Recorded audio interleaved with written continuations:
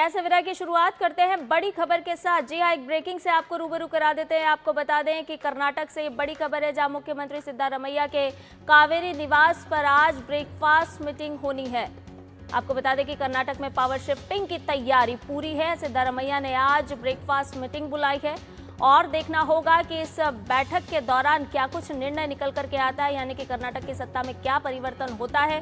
थोड़ी देर में नाश्ते की टेबल पर होगी पूरी की पूरी कैबिनेट और यहां पर कोई ना कोई फॉर्मूले के तहत हल निकलता हुआ नजर आ सकता है। तो सीएम के कावेरी आवास में ये बैठक का आयोजन किया जाएगा। तो कर्नाटक में सत्ता परिवर्तन अब अपने अंजाम पर पहुंच चुका है। कर्नाटक के उप मुख्यमंत्री डीके शिव कुमार भी ब्रेकफास्ट में होने जा रहे हैं शामिल, यानी नाश्ते से राजनीतिक समीकरण निकलते हुए अब नजर आएंगे, क्योंकि कुछ ही देर में कर्नाटक में क्या सत्ता परिवर्तन होगा ये तो तय ही लग रहा है।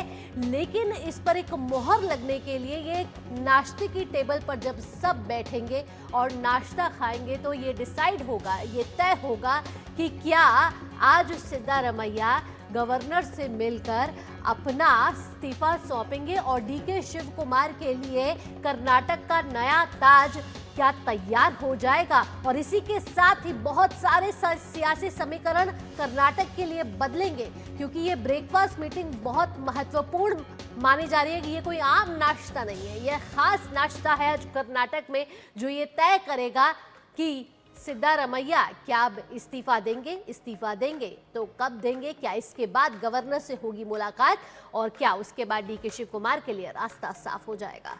और ये इस्तीफे की बात क्यों उठी है, क्योंकि 2.5 साल के फॉर्मूले पर बात हुई थी। आखिर 2.5 साल वाला ये फॉर्मूला है क्या और डीके की मांग क्या रही है, वो आपको एक बार बताते हैं। दरअसल डीके क्या चाहते हैं, खुद को सीएम बनाने की पैरवी लगातार कर रहे हैं, क्योंकि 2.5 साल का जो फॉर्मूला था उसको लेकर के डीके शिव कुमार आगे आए। सिद्धारमैया से पद छोड़ने की उन्होंने मांग उठाई। हालांकि सिद्धारमैया ने बहुत आसानी से पद छोड़ने की मांग को माना नहीं और लगातार सियासी कवायद चलती रही। लगातार हम देख रहे थे कि बार बार बैठकों का दौर भी होता रहा। सिद्धारमैया को उस कथित समझौते के मुताबिक पद छोड़ देना चाहिए, जिसके बारे में कहा जाता है कि 2023 में पार्टी के सत्ता में आने के बाद ये तय हुआ था। ये बात डीके शिव कुमार की तरफ से कही गई। साथ ही साथ अनौपचारिक समझौता ये था कि 2.5 साल पद पर रहने के बाद सिद्धारमैया इस्तीफा दे देंगे। हालांकि ये बात और है कि ऐसा बहुत आसानी से हुआ नहीं।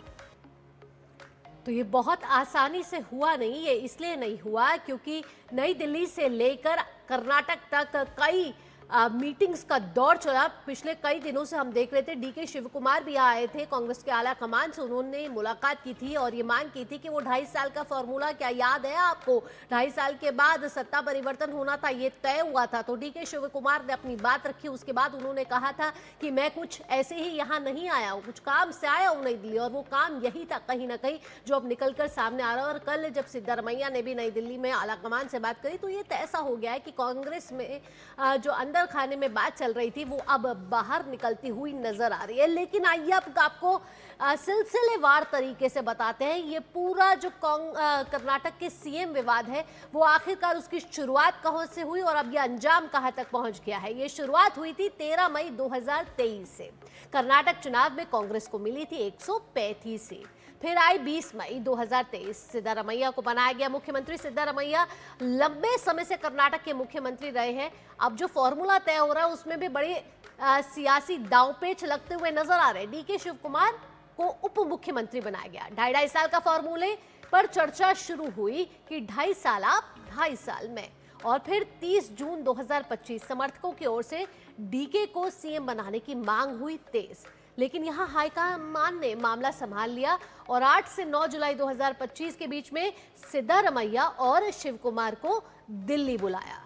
और वहीं कांग्रेस ने सीएम बदलने की अटकलें खारिज कर दी। उसके बाद 20 नवंबर 2025 की वो तारीख जब सरकार के 2.5 साल पूरे हुए और सत्ता परिवर्तन की चर्चा एक बार फिर से तेज हो गई। तो 8 और 9 जुलाई 2025 की अगर हम बात करें तो तब सीएम को लेकर के फिर चर्चा शुरू हुई। 20 नवंबर 2025 जब सरकार के 2.5 साल पूरे हुए और सत्ता परिवर्तन की चर्चा एक बार फिर से शुरू होने लगी और इसको हवा भी मिली। शिव कुमार दिल्ली पहुंचे 3 दिसंबर 2025 को और सिद्धारमैया के बयान से राजनीतिक हलचल और भी तेज हो गई। 3 दिसंबर 2025 को ही सिद्धारमैया ने जो राजनीतिक बयान दिया उससे हलचलें बढ़ी। 26 मई 2026 जब शिव कुमार के समय जवाब देगा, ये कहा गया और बयान से बदलाव की अटकलें एक बार फिर से तेज हो गई।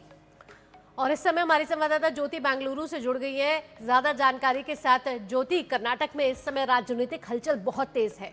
नाश्ते की टेबल पे बहुत कुछ डिसाइड होने वाले हैं, फैसले होने वाले हैं। क्या वो फैसले हो सकते हैं और उसके बाद क्या गवर्नर थावरचंद गहलोत से मिलने का जो कार्यक्रम कहा जा रहा है वो मिला जाएगा और फिर इस्तीफा सौंपा जाएगा? क्या कुछ इसमें सूत्रों के द्वारा आपको जानकारी मिल रही है? भावना जी, जो 2.5 साल से जो सत्ता की परिवर्तन की जो क्लैशेस चल रही थी, सत्ता की संघर्ष चल रही थी, शायद आज उससे क्लाइमैक्स मिलेगा। सुबह जैसे आपने कहा, ये जो ब्रेकफास्ट मीटिंग चल रहा है, ये कोई मामूली मीटिंग नहीं है, नॉर्मल मीटिंग नहीं है। इसी ब्रेकफास्ट मीटिंग में सीएम सिद्धरामैया और cabinet minister and very important उप मुख्यमंत्री डीके शिवकुमार भी इसमें भाग लेंगे। सो इस ब्रेकफास्ट में बहुत ऐसी प्रमुख विचारों पे चर्चा होगी। इसके बाद दोपहर में हमें सुनने में आ रहा है कि दोपहर 2 या 3 बजे तक सिद्धरामैया लोक भवन जाकर राज्यपाल जी को उनके इस्तीफा देकर आएंगे। तो उसके बाद कल सीएलपी मीटिंग होगा, मतलब कांग्रेस लेजिस्लेटिव पार्टी मीटिंग होगा। उस पार्टी में कांग्रेस हाईकमांड की सूचना के आधार सीएम सिद्धरामैया डीके शिवकुमार के नाम को लेंगे, निर्देशन करेंगे कि उनका नाम लिया जाए मुख्यमंत्री पद पे। तो उसके बाद उसके बाद जो मीटिंग होगी, तो उसके बाद सुनने में आ रहा है कि जून 1 तक जो उप मुख्यमंत्री डीके शिवकुमार है मुख्यमंत्री पद प्रण लेंगे।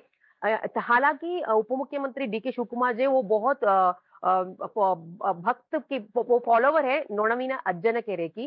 तो सुनने में ये आ रहा है कि उनसे पूछकर वो वहां पे ये पद ये लेंगे। तो ये जो चल रहा है इतने दिनों तक, बहुत ट्विस्ट पे ट्विस्ट, जो कोई सिनेमा की कहानी से कम नहीं है। बहुत ट्विस्ट पे ट्विस्ट, सीएम सिद्धरामैया से लेकर डीके शिवकुमार दिल्ली दौरे बहुत जा रहे थे, लेकिन उस वक्त हाईकमान कोई भी ऐसे डिसीजन पे नहीं आए। लेकिन जो 2 दिन पहले जो दिल्ली में जो मैराथन मीटिंग चला, उसमें हालांकि कोई भी अभी तक इस क्षण तक भी कोई भी ये नहीं कह रहा कि यह नायकत्व परिवर्तन हो रहा है, नायकत्व की बदलाव हो रहा है, पावर शिफ्टिंग हो रहा है।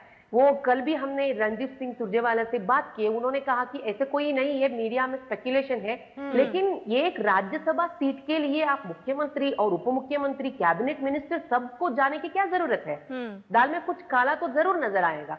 तो राहुल गांधी जी ने सिद्धरामैया जी के साथ बैठक की है और उन्होंने कहा है कि जैसे 2.5 साल की पावर शेयरिंग की एग्रीमेंट हुआ है आप दोनों के बीच, आप बहुत टावरिंग पर्सनालिटी है इस हमारे पक्ष के लिए। ज्योति, यहाँ देखा जा रहा है बहुत सोच समझ के फॉर्मूला लगाया जा रहा है।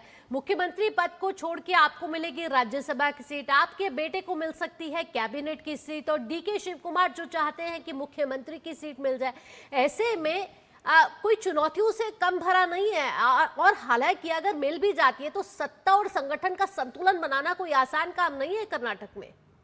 ऑब्वियसली अभी तक देखिए वो लोग समझ रहे थे, हाईकमांड समझ रहे थे कि जो पहले एक सत्ता में आए उसके बाद पावर शिफ्टिंग जो है बहुत आसानी से हो जाएगा। लेकिन सिद्धरामैया जी जो है वो मैं नहीं छोड़ूंगा उसी पद पर अटके थे। यहाँ पे डीके शिवकुमार भी वैसे ही जो बार बार दिल्ली के दौरे जा रहे थे, वो कह रहे थे कि मैं यहाँ पे हवा खाने नहीं आया हूँ। तो उनके भाई भी जाते थे, वो हाईकमांड को रिक्वेस्ट दे रहे थे, पावर शिफ्टिंग की जो रिमाइंड कर रहे थे।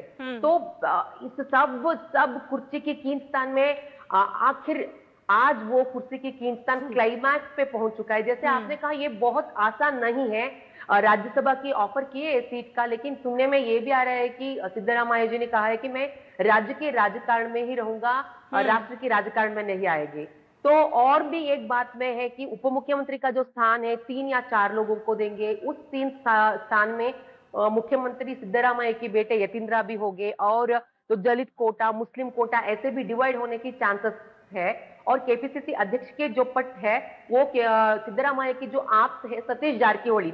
हालांकि आप देखिए यहाँ पे सिद्धरामैया स्टेप डाउन करने के लिए जा रहे हैं, लेकिन ये नहीं कि जो डीके शिवकुमार की जो सराउंडिंग है सब लोग सिद्धरामैया की जो क्लोज एज जो है वो ही है।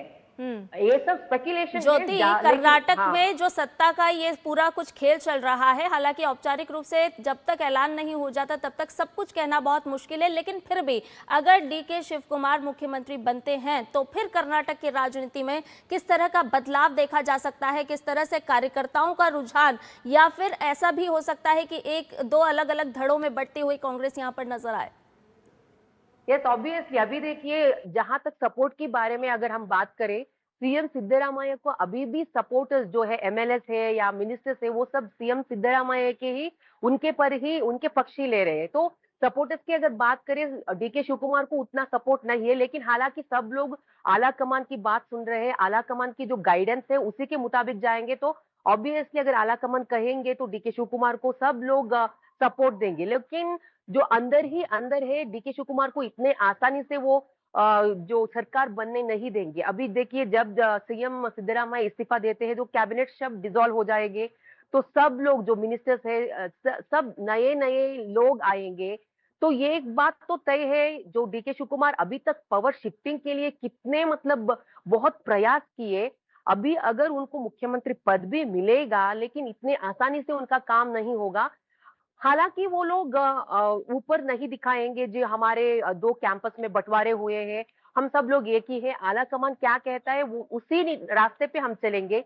लेकिन वैसा नहीं है, ये रास्ता बहुत आसान नहीं है, आइस केक वॉक नहीं है, बहुत मतलब बहुत मुश्किलें हैं। सब लोगों को एक ही रास्ते पे लेकर जाना डीके शिव कुमार के लिए चेतावनी है, एक चुनौती है। आपको पता है, जैसे सीएम सिद्धरामैया बहुत मास लीडर है, उन्हें बहुत फॉलोवर्स है, ओबीसी लीडर है, वो सब लोगों को इकट्ठे कर कर लेकर जाते थे। डीसीएम डीके शिव कुमार को इन सब लोगों को इकट्ठे लेकर जाना इतना आसानी नहीं है। वो ओक्कलिगा लीडर ही माने जा रहे हैं।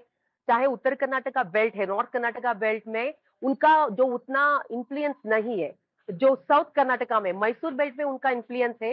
हालांकि DK Shivakumar party loyal बहुत है, आला कमान के भी बहुत मतलब बहुत करीबी है, सोनिया गांधी हो, प्रियंका गांधी हो या राहुल गांधी के बहुत करीब है। जब जब भी कांग्रेस पक्ष बहुत मुश्किल में होता था, चाहे वो राज्य में हो या दूसरे राज्य में हो, कांग्रेस पक्ष जब भी मुश्किल में होता था, जब डीके शिव कुमार को यहाँ पे कर्नाटका में ट्रबल शूटर ही माने जाते हैं, क्योंकि जब भी कांग्रेस मुश्किल में होते वो आगे आकर कांग्रेस की रक्षा करते। सो उसी मामले को लेकर अभी तक उन्होंने कोई पार्टी विरोध मतलब एंटी पार्टी एक्टिविटीज नहीं किए। तो इन सब मामलों को देखकर ही अभी आला कमान ने ऐसा डिसीजन लिए है। ऐसा लगता है कि सीएम सिद्धरामैया भी पार्टी के तरफ और राहुल गांधी के तरफ बहुत रिस्पेक्ट रखते हैं। उन्होंने भी उनके जो आप्त वलय के साथ यही कहा है कि मैं मतलब अच्छे तरीके से स्टेप डाउन हो जाऊंगा, क्योंकि 8 साल तक उन्हें ये अधिकार मिले हैं।